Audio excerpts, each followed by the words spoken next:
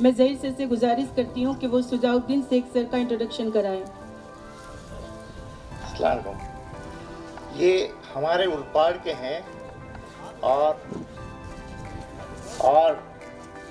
बहुत ही टैलेंटेड हैं। Is a big scientist, is a mathematician और इन्होंने बहुत से इन्वेशन किए हैं। मैं उनका भी स्वागत करता हूँ। मैं नासिर सर से गुजारिश करूंगी कि वो सुजाउद्दीन शेख सर की गुलपोशी करें।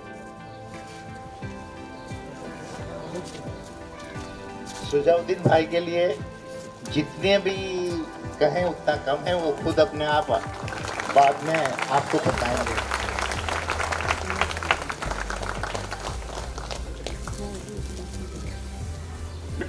We are too backward. क्योंकि कहीं भी जाते हैं देखते हैं कि हमारी कौम के लोग आता ही नहीं है। तो भाई साहब मुझे तकलीफ देना तो आती नहीं है, क्योंकि मैं तो साइंस टेक्नोलॉजी का आदमी हूँ।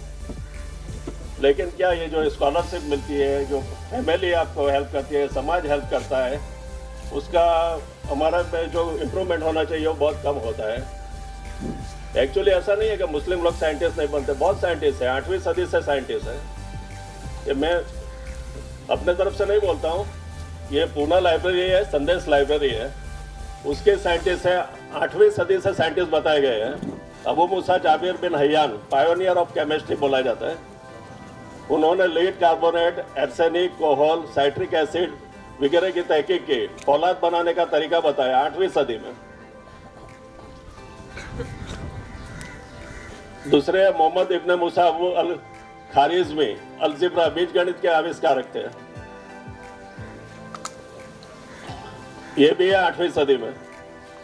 अबू बकर मोहम्मद इब्न ज़करिया अल राज़ी फिजिशियन एंड सर्जन, ये भी 8वीं सदी से 9वीं सदी में थे। पहले हकीम जिन्होंने अलग अलग एसिड जैसे सल्फ्यूरिक एसिड, अल्कोहल बनाए। तो क्या हम लोग को क्या प्लेटफॉर्म नहीं मिलता है, ऐसा हम लोग बोलते हैं, लेकिन हम लोग मेहनत नहीं करते। हमारी फैमिली समाज मेहनत नहीं करते हैं। जो कुछ बेचारे 2-4 ऐसे ट्रस्ट वाले करते हैं वो करा करते हैं, लेकिन हमको मेहनत करना चाहिए कंपेयर टू अदर कम्युनिटी। आज देखो कई कौमें आगे निकल गई है हमारे से।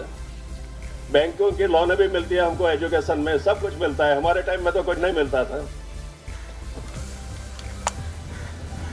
अल मसूदी एक प्रसिद्ध भूगोल था, जियोग्राफर, वो भी 9वीं सदी में थे।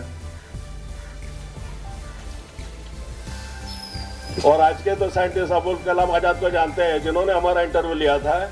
इसरो के प्रोजेक्ट हमने किए थे, जब हमारा इंटरव्यू लिया था और बोले पास हो गए तो ही आप सिलेक्ट हो गए। जो 500 साइंटिस्ट लिए थे उसमें का मैं एक हूँ।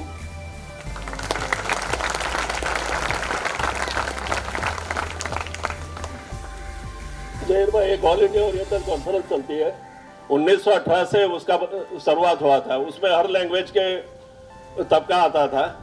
धीमे धीमे हमारे उर्दू वाले, इस्लामिक स्टडीज वाले सब साइड पर हो गए। ऑल इंडिया ओरिएंटल कॉन्फ्रेंस अंग्रेजों ने चालू की थी 1918 में, आज 100 साल हो गए। हर 2 साल को एक कॉन्फ्रेंस होती है हिंदुस्तान की कोई भी बड़ी यूनिवर्सिटी में।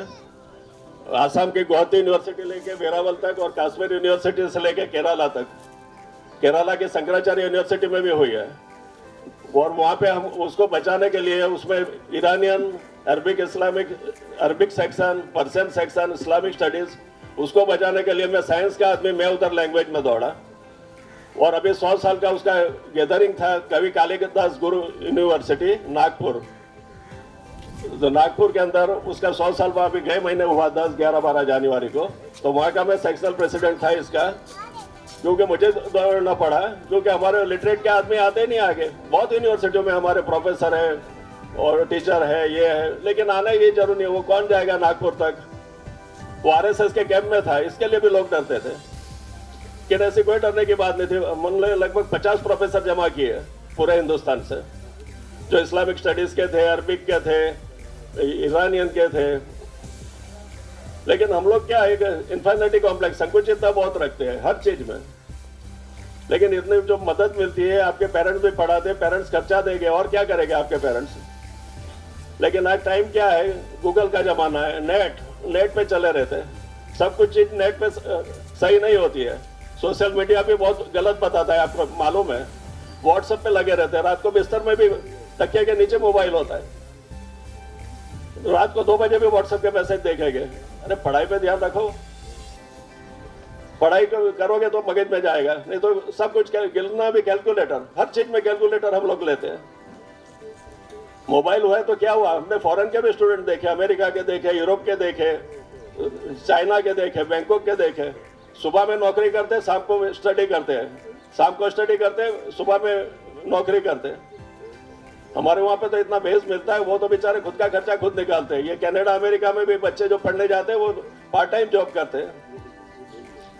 हमारे वहाँ पे तो इंफ्रास्ट्रक्चर अच्छा है, लाइफस्टाइल भी थोड़ी कम है, तो हम लोग थोड़ा कम ये कर सकते हैं, लेकिन पढ़ाई पे ध्यान होना चाहिए। मगज में जो होगा तो सब काम आएगा, नहीं तो कुछ काम नहीं आता है। मेरे रिसर्च पेपर ये शंकराचार्य यूनिवर्सिटी में भी पब्लिश हुए हैं। आप सोचोगे कि ये गलत बात नहीं है, सच बात है, बताता हूँ। ये शंकराचार्य यूनिवर्सिटी का मैनुअल है, उसमें भी मेरे पेपर है, केरला का शंकराचार्य यूनिवर्सिटी।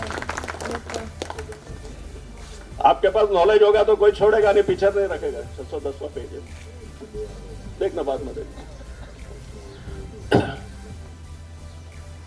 पेरेंट्स तो बेचारे जानते नहीं, आप जो बच्चे बोलते हैं वो जाके घर पे बात करते हैं, ये खर्चा है, वो खर्चा है, ट्यूशन आपको दिलाते हैं, इतने